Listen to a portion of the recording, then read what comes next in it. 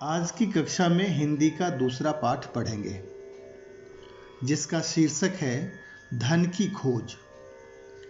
यह लघु कथा प्राचीन काल के एक गुरुकुल की है।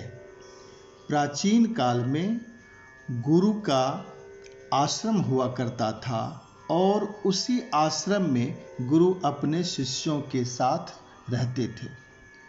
प्राचीन काल में शिष्य गुरु का संबंध भक्त और भगवान का हुआ करता था। ऐसे ही विशाल और प्रसिद्ध गुरुकुल की यह कथा है, जिसके आचार्य भी काफी विद्वान और यशस्वी थे।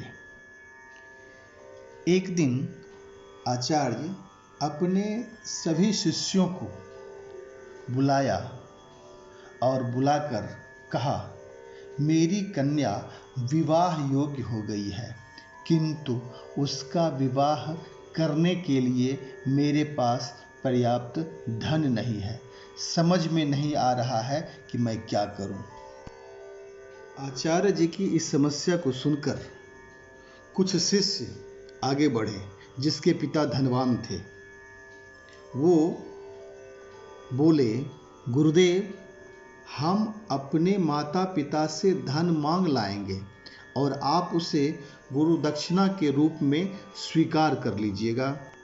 आचार्य जी शिष्य की बातों को अस्वीकार करते हुए बोले, मुझे इसमें संकोच हो रहा है।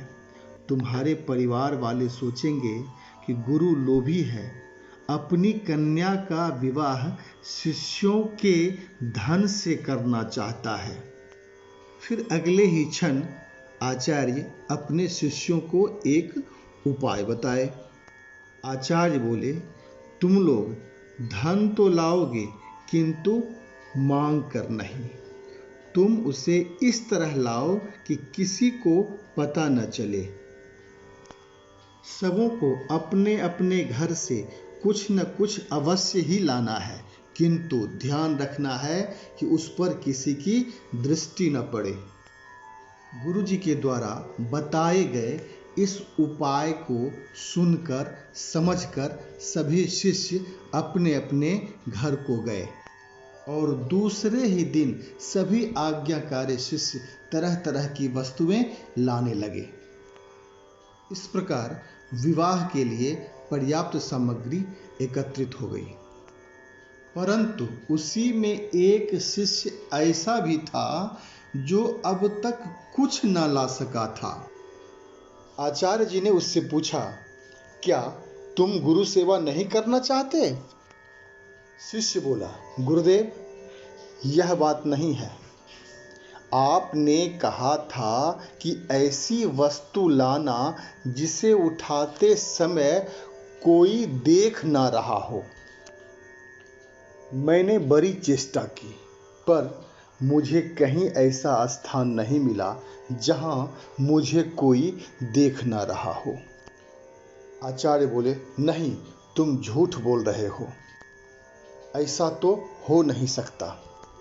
फिर बड़े नम्र भाव से शिष्य ने कहा, गुरुदेव, यह तो ठीक है, किंतु ऐसे स्थान पर कोई दूसरा रहे या ना रहे, मैं तो वहाँ रहता ही हूँ।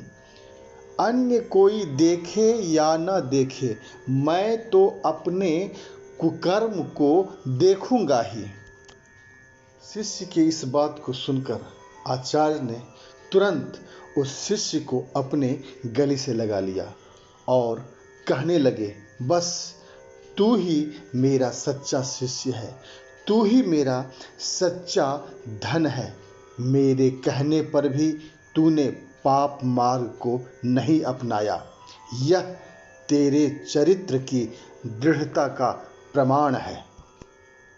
यही मेरी शिक्षा की सफलता है। अपनी कन्या के विवाह के लिए मुझे धन की आवश्यकता नहीं थी। मुझे जिस धन की आवश्यकता थी, आज मैंने उसे पा लिया। तू ही मेरी कन्या के लिए योग्य वर है। इस प्रकार आचार्य ने शिष्यों की परीक्षा लेकर एक सदाचार, शीलवान और चरित्रवान धन को प्राप्त किया। इस कहानी से हमें शिक्षा मिलती है कि गुरु से प्राप्त ज्ञान को अपने व्यवहारिक जीवन में लाना चाहिए। किसी भी परिस्थिति में या किसी के कहने पर कभी भी गलत कार्य के लिए प्रेरित नहीं होना चाहिए। हमेशा सदाचार को ही अपनाना चाहिए। अभी आप लोगों ने धन की खोज शीर्षक पाठ को एक कहानी के रूप में जाना। अब आप लोगों का कार्य है कि इसमें दिए गए शब्दार्थ को याद करना। इसमें जो भी कठिन शब्द हैं उसको बार बार लिखकर अभ्यास करना, ताकि शुद्ध शुद्ध रूप से वो लिखने आ जाए, शुद्ध शुद्ध रूप से बोलने आ जाए।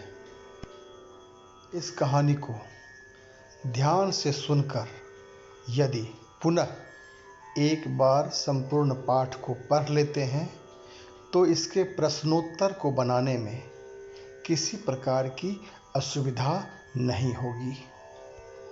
अब आप लोग खुद से प्रश्नोत्तर को बनाने का प्रयास करें। ऐसे मैं अगले वीडियो में इस पाठ के प्रश्नोत्तर को लिखित रूप से बताने वाला हूँ। तब तक इंतज़ार करें। घर में ही रहें, सुरक्षित रहें। कोरोना से बचने के लिए यही एकमात्र उपाय है।